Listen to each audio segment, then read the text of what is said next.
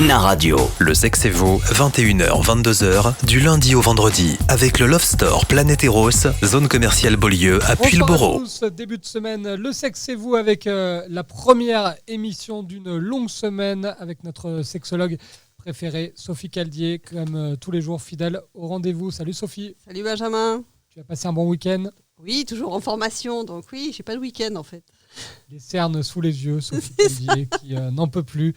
On a de temps en temps, c'est possible qu'il y ait une voix qui surgisse dans le studio. C'est celle du réalisateur Alexandre Poilvert, toujours intéressé dès qu'il s'agit de parler de sexe sur la radio. Salut Alexandre. Bonjour Benjamin, oui effectivement j'ai plein de choses à raconter donc j'en profite. Salut, Alexandre. Déjà, Alexandre, contrairement à Sophie et moi, a passé un excellent week-end puisqu'il a plein de suçons sur le coup. Donc Sophie, c'est le retour de la mode du suçon.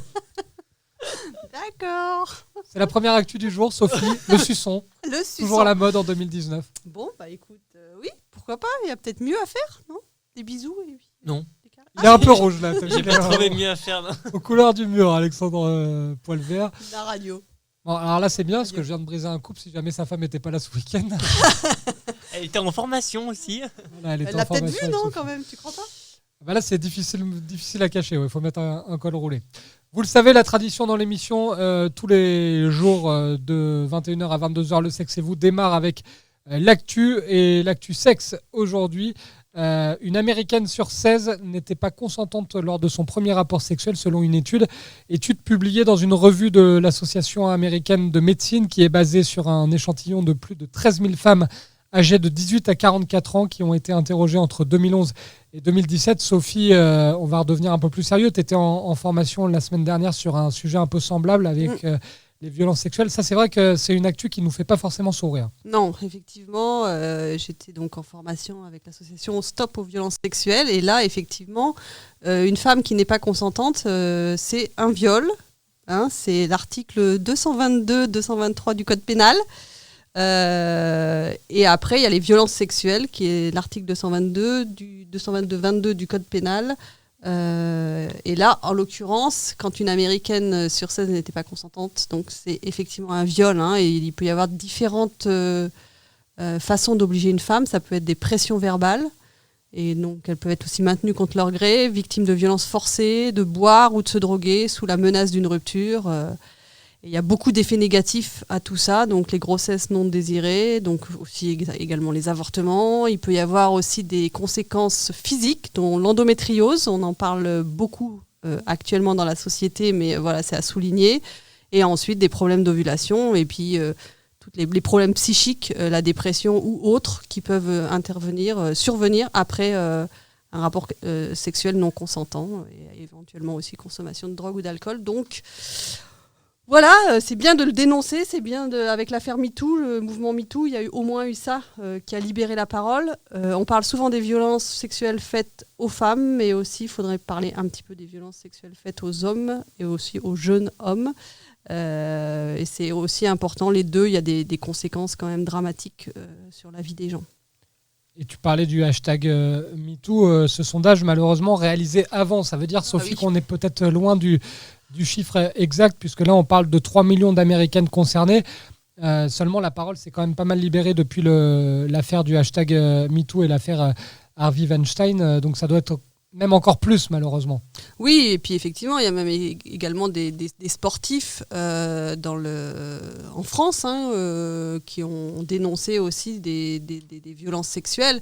Alors là, c'est une Américaine sur 16, donc on est sur des adultes, pré-adultes et adultes. Après, il y a aussi les enfants, mais voilà, c'est 1 sur 4 chez les femmes et 1 sur 6 chez les hommes qui subissent des violences sexuelles. On va parler de Céline Dion, la transition dure à trouver. Là, je suis désolé. Oula, Benjamin. Ouais, là, c'est Comment compliqué. fais-tu pour Alors, j'irai chercher ton cœur si tu l'emportes ailleurs, Sophie. Pourquoi on écoute Céline Dion, Sophie, quand on se fait larguer? Une étude scientifique réalisée par l'Université de Floride auprès de 78 femmes en dépression nous apprend que la musique triste améliore l'humeur, contrairement à ce qu'on pourrait penser. Les sujets se sentaient beaucoup mieux après avoir écouté des morceaux sombres. C'est paradoxal, ça, Sophie. Oui, effectivement, mais en même temps, c'est assez juste parce que la musique triste, elle est considérée comme belle. Donc les gens l'écoutent avant tout pour le plaisir éprouvé par l'expérience de cette beauté. Il y a également le sentiment de réconfort ou de nostalgie associé à l'expérience positive d'un doux chagrin. Et aussi le sentiment de soulagement et de solidarité face à ceux qui ont subi du coup ces situations difficiles. Et après, pour mettre une petite nuance, ça peut dépendre de l'âge et du genre, donc masculin ou féminin. Tout le monde ne va pas écouter de la musique triste quand il se fait larguer, ça ne fait pas du bien à tout le monde. Donc ça dépend vraiment de l'âge et du genre. Voilà. J'ai parlé de Céline Dion parce que c'était dans l'article qui parlait de Céline Dion, mais c'est pas forcément la plus triste. Oui, en plus, non, elle a chansons, oui, exactement. C'est ce que je me suis. Quand j'ai préparé l'émission en parallèle avec toi, pour une fois, je prépare des trucs un petit peu quand même. Bah oui, je me suis dit que Céline Dion, il y avait des trucs un peu péchus qui, au contraire, enfin, moi, j'aime bien écouter les musiques péchues de Céline Dion, les musiques tristes. Oui, on étudiera Céline Dion dans une prochaine émission. Sachez en tout cas que mercredi, dans cette émission, on parlera de Spotify là, qui a dévoilé sa playlist des 5 chansons les plus écoutées pour faire l'amour. On verra ça avec Sophie. N'hésitez pas, si vous voulez nous parler chansons et sexe, c'est parfois compatible. Vous pouvez nous envoyer vos questions sur tous les sujets possibles et inimaginables via l'adresse mail de la rédaction, rédaction@naradio.fr.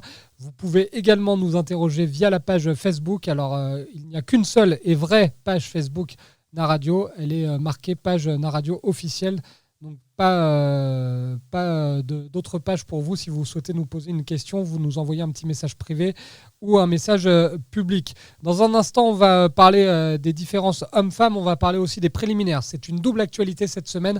On a une semaine consacrée aux préliminaires et aux différences hommes-femmes. On revient dans un instant dans Le Sexe et vous. Nous sommes ensemble jusqu'à 22h.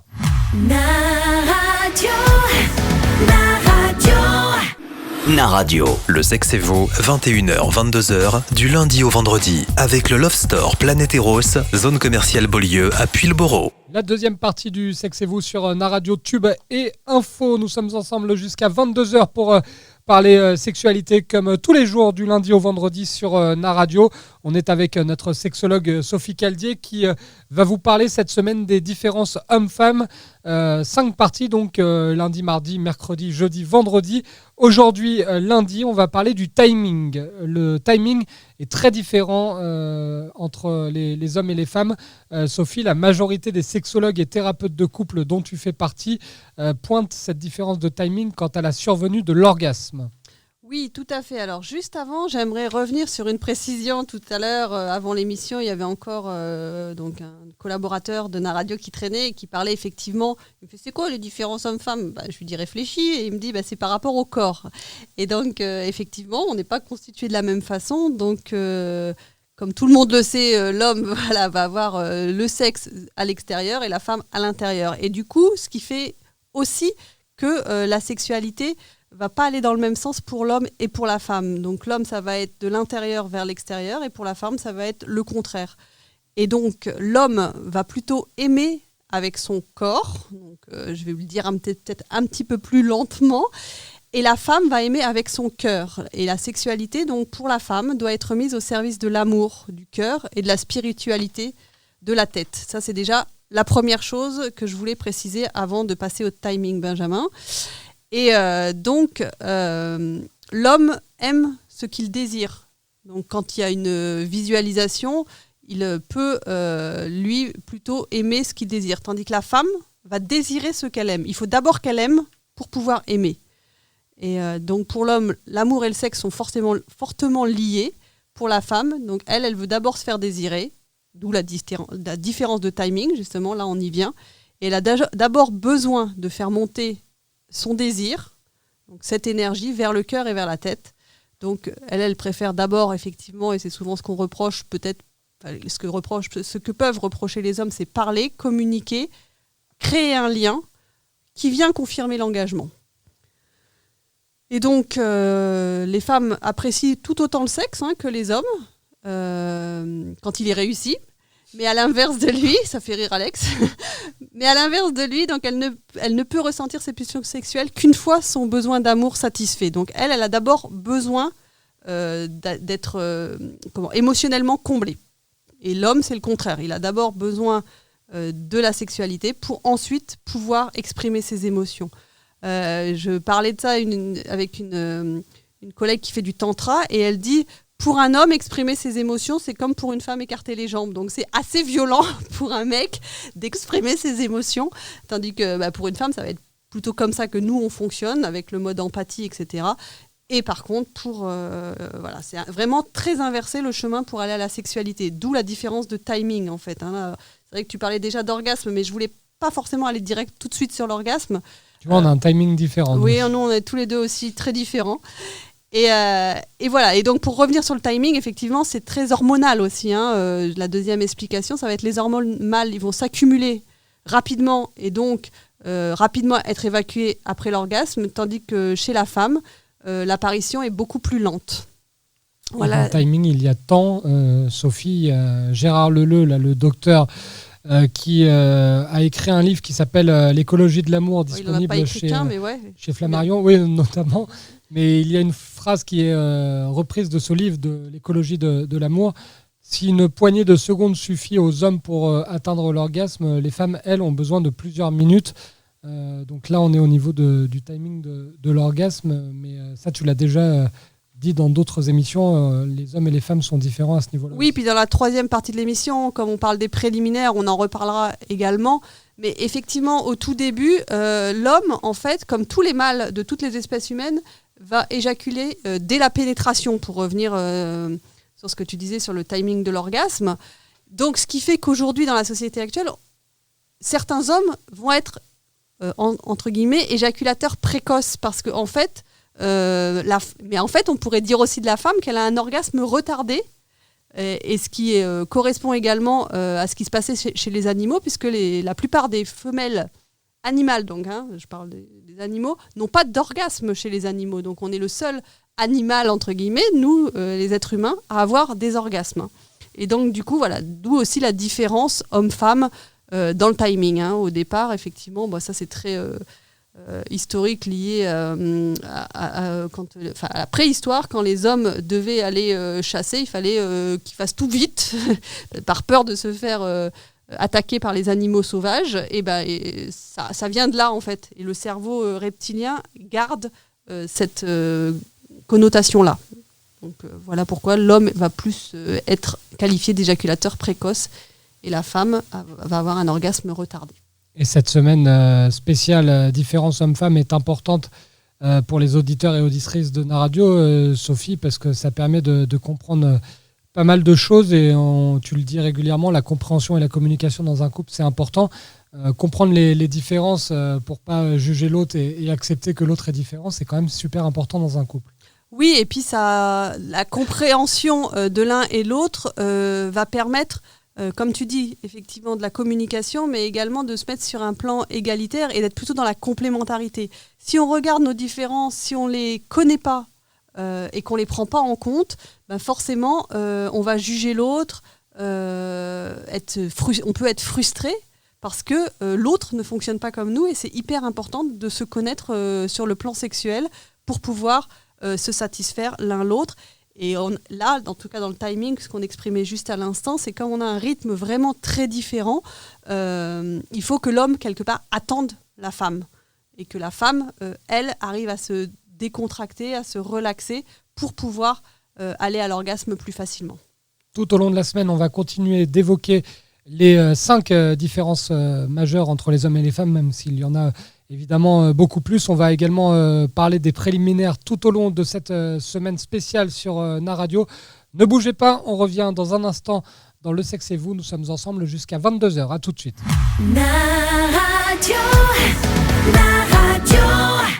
NARadio, Le Sexe et vous, 21h, 22h, du lundi au vendredi, avec le Love Store Planète Eros, zone commerciale Beaulieu à Puyles-Borough.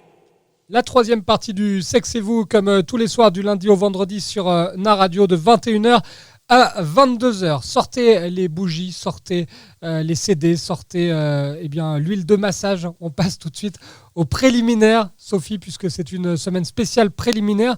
Forcément, première émission de la semaine. Dans cette semaine spéciale, on va s'interroger sur la chose la plus importante. À quoi servent les préliminaires et pourquoi sont-ils aussi importants ? Alors, les préliminaires, tout à l'heure, dans la deuxième partie de l'émission, on parlait de timing.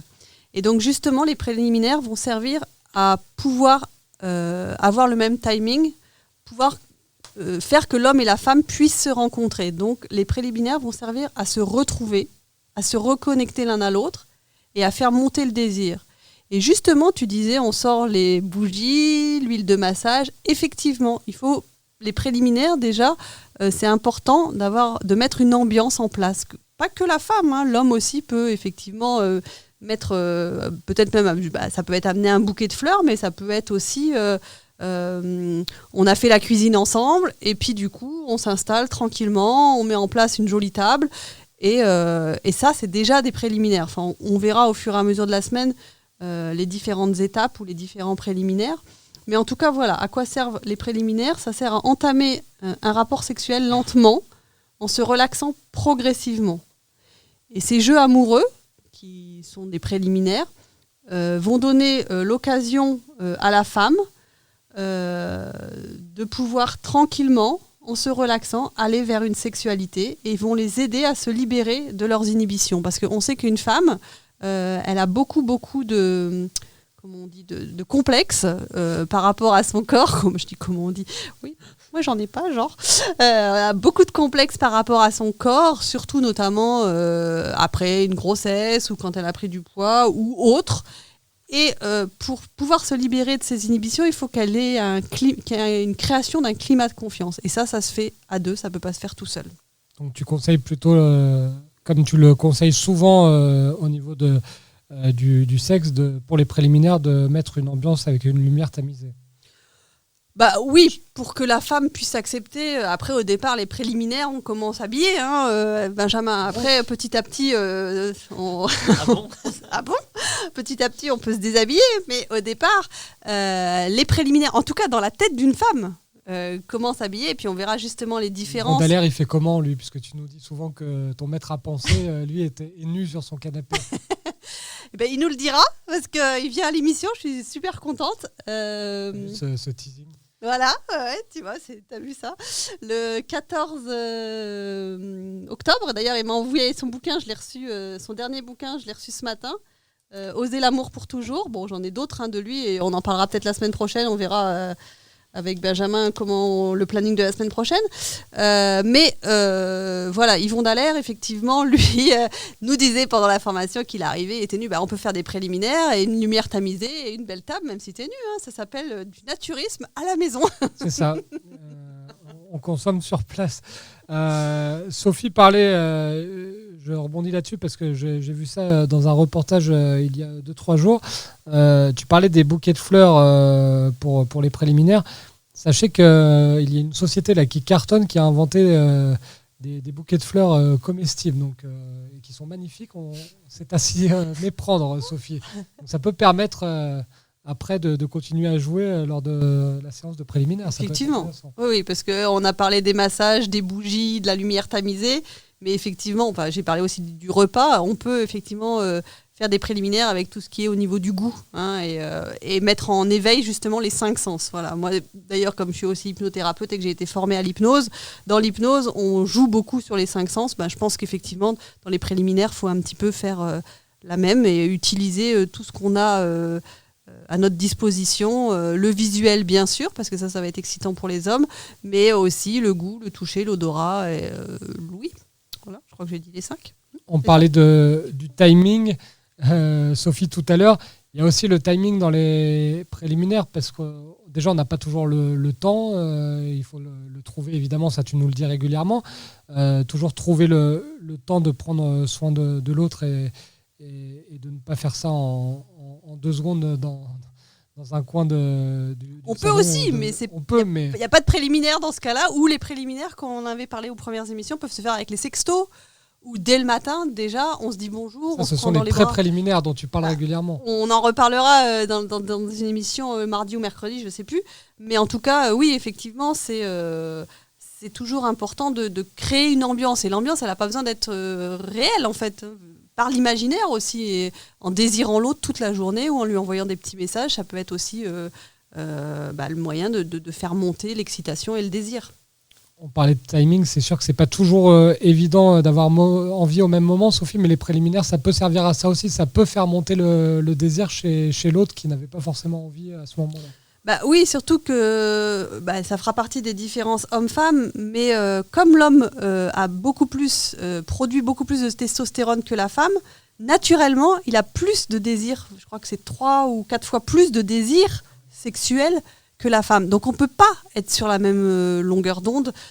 Donc à un moment, c'est toujours effectivement. Alors il y a beaucoup d'hommes dans mon cabinet qui me disent mais pourquoi c'est moi qui dois faire l'effort alors que elle vient jamais vers moi. Bah oui, parce qu'une femme, comme je l'ai dit tout à l'heure, pour désirer, elle a besoin d'être désirée avant tout. Et donc, du coup, c'est toujours effectivement l'homme qui fait le premier pas. Mais s'il fait le premier pas, il verra que, elle viendra et elle se relâchera beaucoup plus facilement. Très important de comprendre ça, effectivement. Les hommes n'ont pas un problème. Hein. C'est scientifique, Sophie l'a dit. Ils ont plus de testostérone. Ça s'explique. Dans un instant, on répond aux questions des auditeurs avec Sophie. Vous pouvez toujours nous interroger, hein. N'hésitez pas, vous prenez la page Facebook officielle de Naradio, vous nous envoyez un message privé ou vous vous servez de l'adresse mail de la rédaction@naradio.fr et avec grand plaisir, Sophie vous répondra en fin d'émission. C'est la tradition. À tout de suite dans Le Sexe et vous.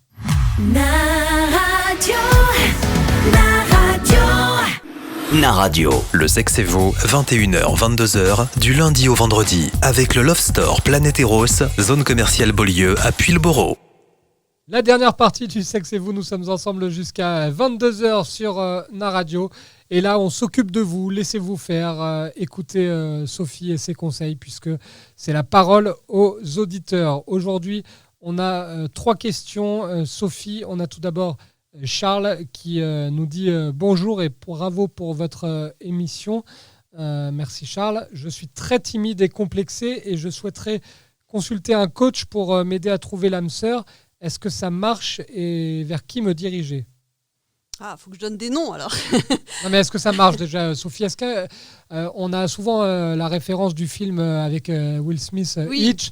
Est-ce que c'est vraiment ce qui se passe dans la réalité ? Est-ce que vraiment un coach peut nous aider à battre cette maladie presque qui est la timidité ?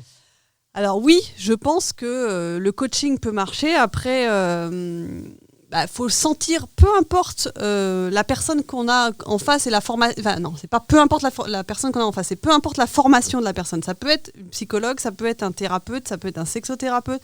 Ça peut être effectivement un coach ou psychopraticien, enfin bref, ou même sophrologue, pourquoi pas.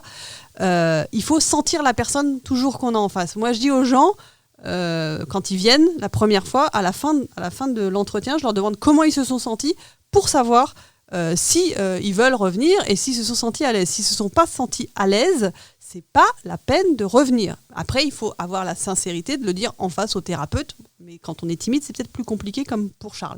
Alors, pourquoi pas un coach ? Oui, parce qu'il va donner des exercices concrets à Charles. Mais après, s'il a besoin aussi de travailler sur sa timidité, c'est peut-être plus là un thérapeute. Il va falloir consulter. Ça dépend la demande précise qu'il a, le besoin qu'il a. Est-ce que ça va être juste pour draguer ? Et dans ce cas-là, c'est un mode d'emploi avec des exercices à appliquer. Et pourquoi pas ? Après, je minimise, mais le coach fait beaucoup plus que ça. Je suis désolée à tous les coachs qui écoutent. Ce serait intéressant d'ailleurs, n'hésitez pas à nous contacter parce que moi, ça m'intéresse de faire une semaine ou une émission avec un coach vraiment coach en séduction, qu'il nous explique un petit peu pas les ficelles, mais qu'il nous explique un petit peu comment ça se passe. On a reçu Bertrand Barré qui effectivement fait un petit peu ça en région parisienne. Ouais. Voilà. Donc il est sexothérapeute et coach, donc il est spécialisé dans les relations intimes et dans les relations équilibre vie pro vie perso. Mais là pour Charles, ça dépend vraiment de sa demande. Est-ce que c'est soigner sa timidité et qu'il s'en soit débarrassé une fois pour toutes, ou c'est juste mettre sa timidité entre parenthèses pour draguer et constituer un couple, et puis après, au contraire, garder cette timidité qui peut être à la rigueur bonne pour lui, hein. Ça, c'est pas un problème. Est-ce que c'est juste pour rencontrer quelqu'un ou pour changer de façon de faire dans toute sa vie ? Il y avait dans la phrase 2 mots forts, je suis très timide et complexé. On n'est pas obligé de se diriger vers un coach, puisqu'on a entendu dans les émissions précédentes qu'il y a la possibilité aussi de faire appel à la photo pour se débarrasser de ces complexes avec notamment Céline, Sophie. Ça peut être une méthode. Hein. Alors oui, sauf que Céline, elle va dire qu'elle travaille justement en partenariat avec des thérapeutes. Si elle sent je suis pas sûre que quelqu'un de timide et complexé aille directement à la photographie. Par contre, moi, dans le parcours, je propose à certaines personnes timides et complexées d'aller faire de la photographie. Effectivement, moi, je travaille principalement avec Céline Pelletier, donc sur La Rochelle. Mais voilà, ça peut être effectivement, comme tu dis, un moyen, mais c'est pas le seul. Et c'est peut-être d'abord quand même les complexes qu'avec une séance. Même si Céline, c'est vraiment bien fait, il y a une séance où il parle, elle met les gens à l'aise. Je ne sais pas si quelqu'un de très complexé va commencer par la photo. Il faut vraiment bien cibler la pénibilité en gros de votre problème et voir si c'est vraiment très accentué au niveau de la timidité, allez consulter un spécialiste. Oui, voilà. Moi, j'ai précisé à Charles, regarde bien les profils, les sites internet des gens et vois ce qui peut te convenir, ce qui te parle le plus. Voilà, c'est vraiment ça au départ, sans d'abord faire le pas et appeler le thérapeute. D'abord, plutôt regarder un petit peu le site et si ça te convient et s'il parle de ce problème de timidité. Et j'ai pensé à Céline Pelletier aussi à cause de Mimi, qui est une fidèle de l'émission et qui nous pose la question, est-ce que Sophie a continué ses séances de photothérapeutique et est-ce que ça l'a aidé ? Alors, aider, j'avais pas beaucoup. C'était pas forcément. Si, t'as besoin d'aide quand même. Ouais, c'est vrai, j'ai besoin d'aide. Je suis un petit peu toc-toc sur les bords. Et les bords se touchent parfois, effectivement. Le truc, c'est que moi, j'y suis allée plus pour autre chose dans mon parcours thérapeutique, hein, même tout ce que je fais actuellement pour mon parcours thérapeutique. Comme ce week-end, j'étais sur une constellation familiale à Paris. Mais oui, j'ai continué. Il me manque la dernière avec des personnes proches. Il faut que je fasse une photo avec les personnes proches en dernier.